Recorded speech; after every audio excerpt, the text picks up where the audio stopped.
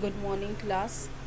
आज हम पढ़ेंगे चैप्टर 13 के क्वेश्चन आंसर। आज हमको सोल्व करेंगे। तो सबसे पहला क्वेश्चन है, सही उत्तर चुनिए। ध्वनि संचरित हो सकती है वायु में से, ठोस में से या द्रव में से या तीनों में से। तो इसका आंसर होगा तीनों में से, क्योंकि वो ठोस, द्रव, गैस तीनों अवस्थाओं में से पास हो सकती है।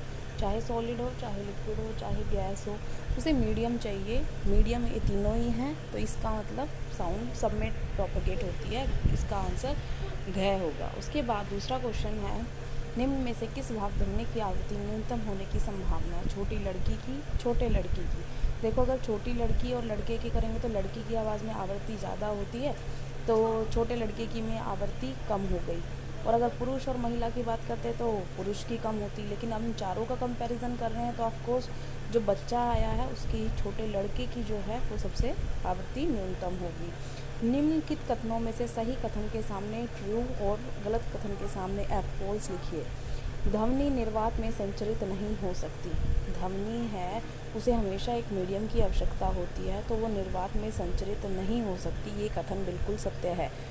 किसी कंपित वस्तु के प्रति सेकंड होने वाले दोलनों की संख्या को इसे आवृत्ति कहते हैं बेटा, आवर्तकाल नहीं कहते, इसलिए फॉल्स है। यदि कंपन का आयाम अधिक है तो ध्वनि मंद होती है। यदि कंपन का आयाम अधिक होता है तो ध्वनि प्रबल होती है, तेज होती है। तो इस वजह से ये फॉल्स है। क्या है? फॉल्स है, झूठ है। मानव कानों के लिए श्रव्यता का परास 20 हर्ट्ज से 20,000 हर्ट्ज तक है। इसका मतलब जो ऑडिबल रेंज है वो 20 हर्ट्ज से 20,000 हर्ट्ज है, और ये बिल्कुल ठीक है। तो इसका मतलब ये ट्रू है। कंपन की आवृत्ति जितनी कम होगी तारतव उतना ही कम होगा। इसने अधिक दे रखा है, इसका मतलब ये फॉल्स है। अवांछित या अप्रिय ध्वनि को संगीत कहते हैं। अवांछित या अप्रिय ध्वनि को शोर कहते हैं, तो ये भी गलत है। इसका ध्वनि प्रदूषण आंशिक श्रवण असक्तता उत्पन्न कर सकता है। इसका कहने का मतलब है साउंड पोल्यूशन से किसी को कानों में प्रॉब्लम हो सकती है, उसे उसके सुनने की क्षमता जो है वो प्रभावित हो सकती है। बिल्कुल कथन सही है, ये ट्रू। उसके बाद हम चौथे क्वेश्चन पर आते हैं, उचित शब्दों द्वारा रिक्त स्थानों की पूर्ति कीजिए। तो किसी वस्तु द्वारा एक दोलन को पूरा करने के लिए लिए गए समय को आवर्तकाल कहते हैं, टाइम पीरियड कहते हैं। ठीक है ना? एक दोलन को पूरा करने के लिए जो समय लिया जाता है उसे आवर्तकाल कहते हैं, टाइम पीरियड कहते हैं। प्रबलता कंपन के किस से निर्धारित होती है? प्रबलता जो होती है, लाउडनेस होता है, लाउडनेस जो होती है वो आयाम से, एम्पलीट्यूड से निर्धारित होती है। आवृत्ति का मात्रक क्या है? आवृत्ति जो होती है उसे फ्रीक्वेंसी कहते हैं, उसका मात्रक हर्ट्ज है। क्या है? हर्ट्ज है, जिसको हम ऐसे लिखते हैं। अवांछित ध्वनि को क्या कहते हैं? अवांछित ध्वनि को हम शोर कहते हैं, नॉइस कहते हैं। ठीक है। उसके बाद ध्वनि की तीक्ष्णता कंपनों की किससे निर्धारित होती है? आवृत्ति से निर्धारित होती है। ध्वनि की तीक्ष्णता आवृत्ति से निर्धारित होती है। आवृत्ति को क्या बोलते हैं हम? फ्रीक्वेंसी। ठीक है। अब आपसे क्वेश्चन, पांचवा क्वेश्चन है, जो पांचवा क्वेश्चन है वो जो बता रहे हैं, पांचवा क्वेश्चन ये है, एक दोलक जो है 4 सेकंड में 40 बार दोलन करता है। इसका आवर्तकाल तथा आवृत्ति ज्ञान कीजिए। तो सबसे पहले तो आवर्तकाल निकालते हैं हम। आवर्तकाल क्या होता है बेटा? आवर्तकाल होता है कि एक दोलन कितने समय में होगा, एक दोलन का समय। ठीक है ना? तो यहाँ पर क्या दे रखा है आपको? देखो, 40 दोलन कितने देर में होते हैं? 4 सेकंड में, है ना? तो एक दोलन कितने में होगा? 4/40, तो कितना आ गया? 0.1। तो ये इसका आवर्तकाल आ गया, 0.1 सेकंड। कि एक दोलन कितने सेकंड में होता है? 0.1 सेकंड में। अब निकालते हैं हम आवृत्ति। आवृत्ति जो होती है बेटा, आवर्तकाल की उल्टी होती है। ठीक है ना? आवृत्ति को हम, फ्रीक्वेंसी को हम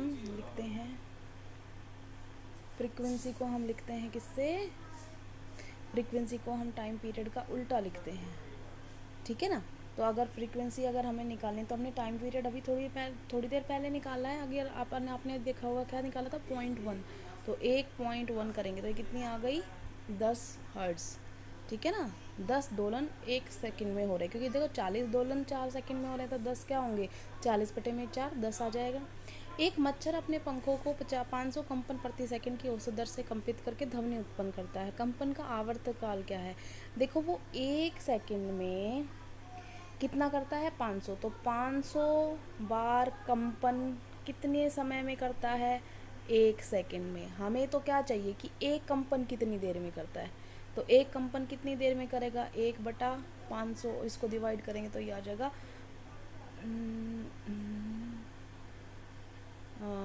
0.002, ये आ जाएगा इसका सेकंड पीछे, ठीक है, 0.002, ठीक है ना। तो ये है, तो हमने ये क्वेश्चन कर लिया है। अब आते हैं हम 7th क्वेश्चन पे। निम्न वाद्य यंत्रों में उस भाग को पहचानिए जो ध्वनि उत्पन्न कंपित करता है। ढोलक। तो ढोलक कैसा होता है, अगर आपको ध्यान हो, यूं ढोलक होता है और यहाँ पर थाप लगती है इस वाली जगह पर ना, तो यहाँ पर क्या होती है, एक मेम्ब्रेन लगी होती है जिसे ताना हुआ होता है, तो इसे हम बोलते हैं तानित झिल्ली। क्या बोलते हैं, तानित, तानित की हुई, तानी हुई तानित झिल्ली, जिसको तनाया हुआ हो, ठीक है ना। मतलब इंग्लिश में क्या बोलेंगे इसे बेटा, स्ट्रेच्ड मेम्ब्रेन, स्ट्रेच्ड मेम्ब्रेन। उसके बाद है सितार। सितार में क्या होता है, सितार में एक तार होती है, उसको खींचते हैं वो, तो सितार में तार होती है, उसे तानित किया हुआ है। स्ट्रेच्ड जो है वो वायर है। बांसुरी जो होती है उसमें एयर कोलम होता है, वायु स्तंभ होता है। क्या होता है, वायु स्तंभ होता है। शोर और संगीत में क्या अंतर है, शोर जो होता है बेटा अप्रिय होता है, संगीत जो होता है हमारे कानों में सुनता है तो हमें अच्छा लगता है, प्रिय होता है। क्या कभी संगीत शोर बन सकता है, हाँ, अगर संगीत की प्रबलता ज़्यादा कर दी जाए तो संगीत जो है वो शोर में तब्दील हो जाएगा। अपने वातावरण में ध्वनि प्रदूषण के स्रोतों की सूची बनाइए, तो आप आराम से बना सकते हो।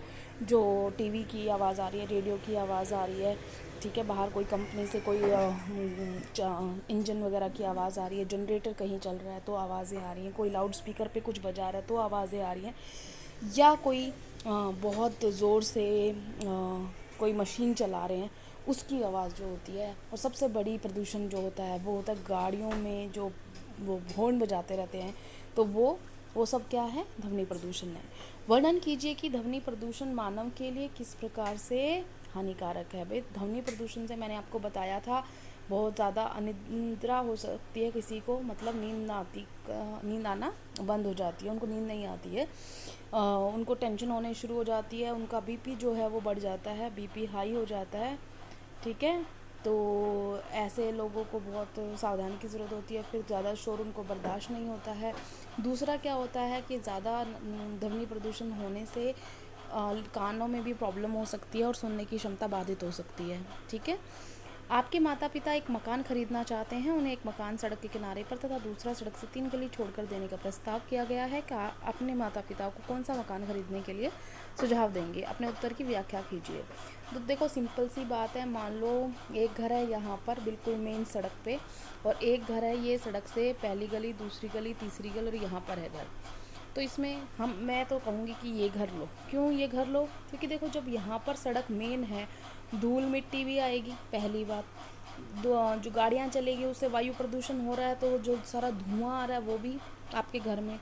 और उसके बाद सबसे बड़ी बात, वो पी पा पी हॉर्न चलता रहेगा उनका, तो वो क्या होगा, वो भी आपको प्रॉब्लम है। जबकि इन तीनों चीज़ों से बचाव हो सकता है कि अगर 3 गली पीछे लिया जाए तो घर, तो सुझाव किया जाए कि 3 गली पीछे लिया जाएगा, वो बेटर होगा। तो ये हो गया हमारा सुझाव। उसके बाद हम 12th क्वेश्चन पे आते हैं। मानव वाक्य यंत्र का चित्र बनाइए और उसके कार्य की अपने शब्दों में व्याख्या कीजिए। बेटा मानव वाक्य चित्र तो है, इसमें डायग्राम आपकी बुक में अच्छी तरीके से बना हुआ है और आप इसका वर्णन आराम से कर सकते हैं।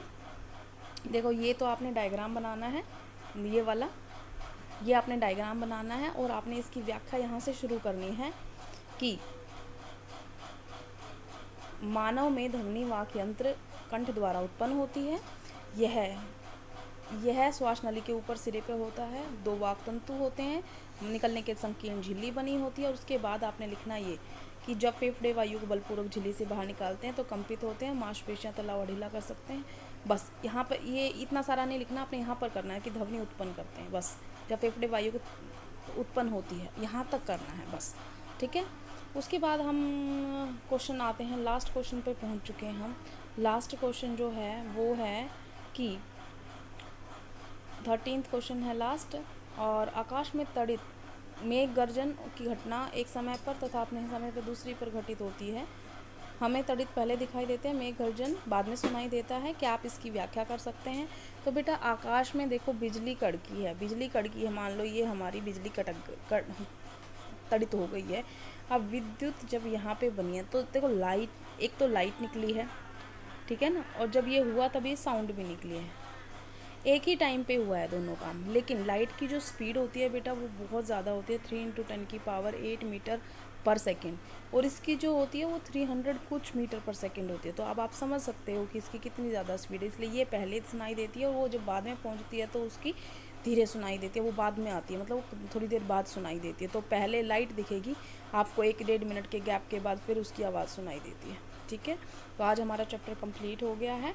आपने आज ये पूरा लिखना है, यही आपका होमवर्क है, और कल आपका ऑनलाइन टेस्ट होगा। तो be prepare for your test. Thank you class.